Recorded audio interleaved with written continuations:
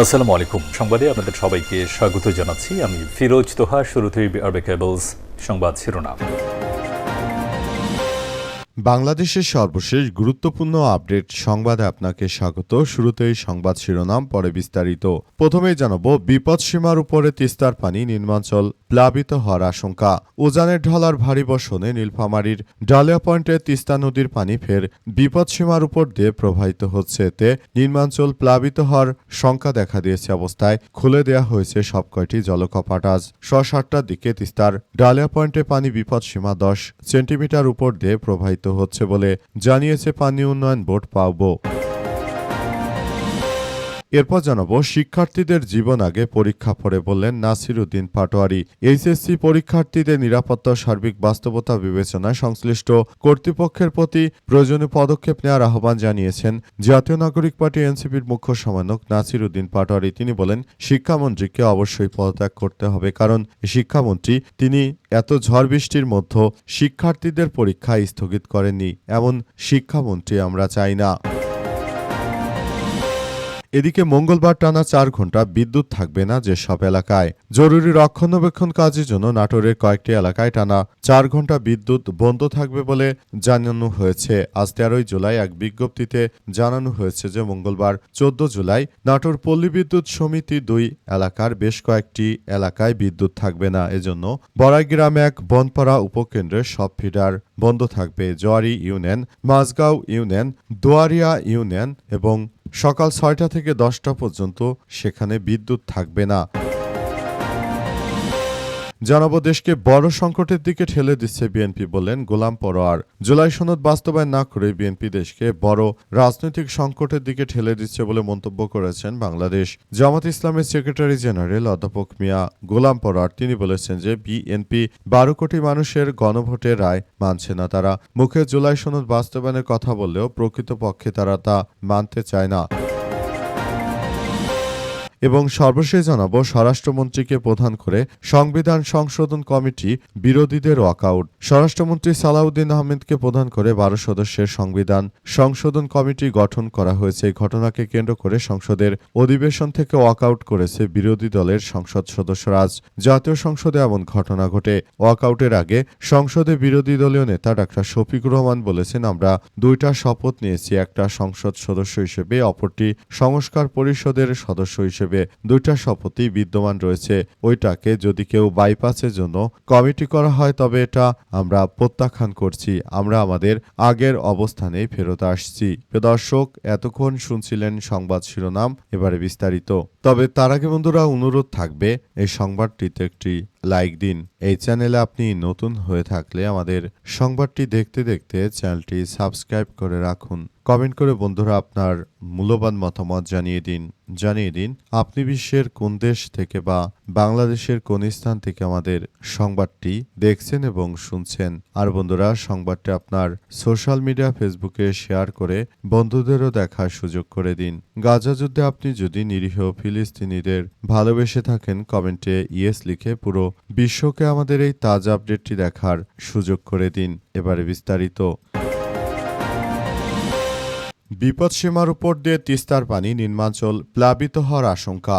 উজানে ঢলার ভারী বর্ষণে নীলফামারী ডালিয়া পয়েন্টে তিস্তা নদীর পানি ফের বিপদসীমার উপর দিয়ে প্রবাহিত হচ্ছে। এতে নিম্নাঞ্চল প্লাবিত হওয়ার আশঙ্কা দেখা দিয়েছে অবস্থায় খুলে দেওয়া হয়েছে সবকয়টি জলকপাট। আজ 7টার দিকে তিস্তার ডালিয়া পয়েন্টের পানি বিপদসীমা 10 সেন্টিমিটার উপর দিয়ে প্রবাহিত হচ্ছে বলে জানিয়েছে পানি উন্নয়ন বোর্ড পাওবো সূত্র থেকে জানা গেছে যে ডালিয়া পয়েন্টে তিস্তা নদীর পানি বিপদসীমার উপর দিয়ে প্রবাহিত হচ্ছে 52.15 মিটার MSL। সন্ধ্যা 7টার দিকে সেখানে পানির সমতল রেকর্ড করা হয়েছে 52.25 মিটার, যা বিপদসীমার 10 সেন্টিমিটার উপর দিয়ে প্রবাহিত হচ্ছে। উজানের ভারী ঢল এবং গত কয়েকদিনে টানা বৃষ্টিপাতের কারণে মূলত এইসব সমস্যাগুলো হচ্ছে সারা দেশে তীব্র পানির চাপ, কারণ ভারতের নরেন্দ্র মোদী সন্ত্রাসীরা তারা পানি ছেড়ে দেয় বাংলাদেশ প্লাবিত হওয়ার দ্বারপ্রান্তে চলে এসেছে। কক্সবাজারে প্রায় 10.5 লক্ষ মানুষ পানিবন্দী হয়ে আছে। এ অবস্থায় নতুন করে আবারও তিস্তায় পানি বাড়ায় রংপুরের নিম্নাঞ্চল প্লাবিত হচ্ছে।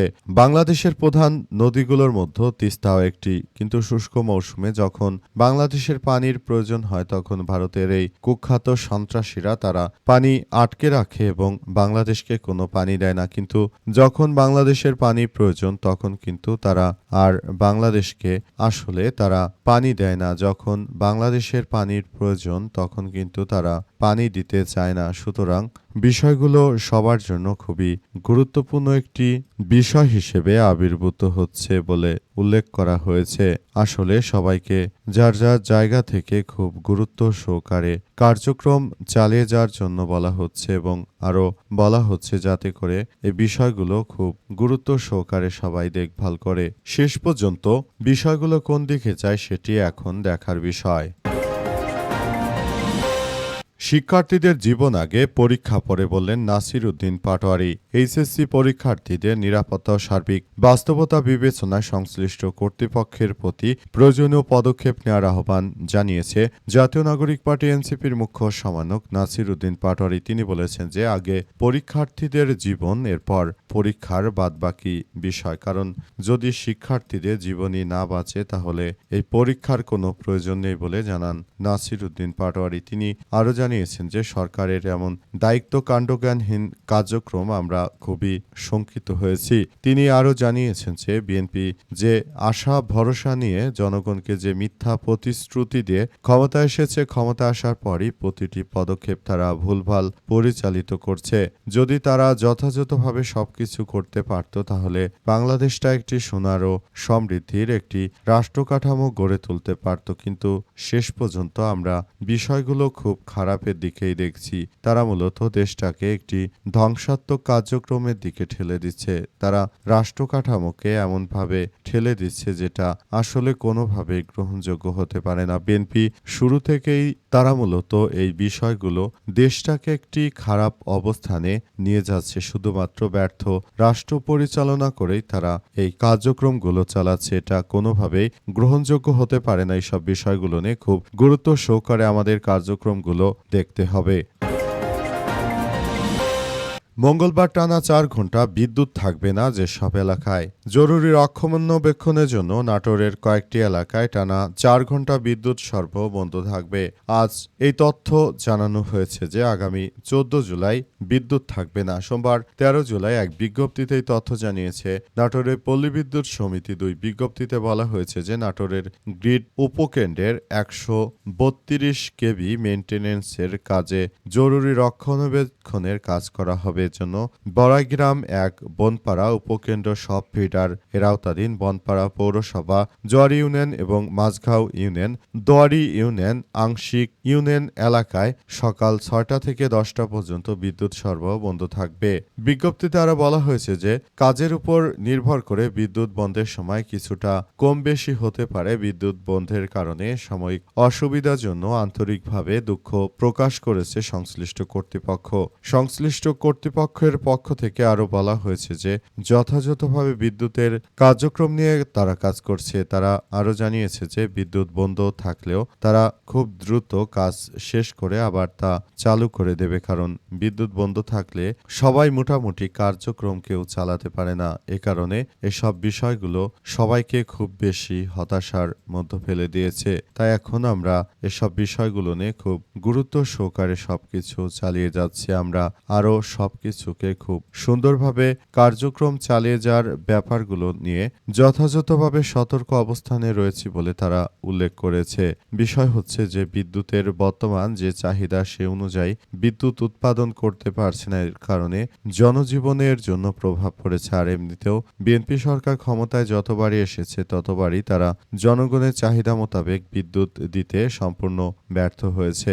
এই ব্যর্থতাই বারবার তারা আবারও প্রমাণ করলো যে তারা মূলত ব্যর্থতার মধ্য দিয়েই সরকার পরিচালিত করছে।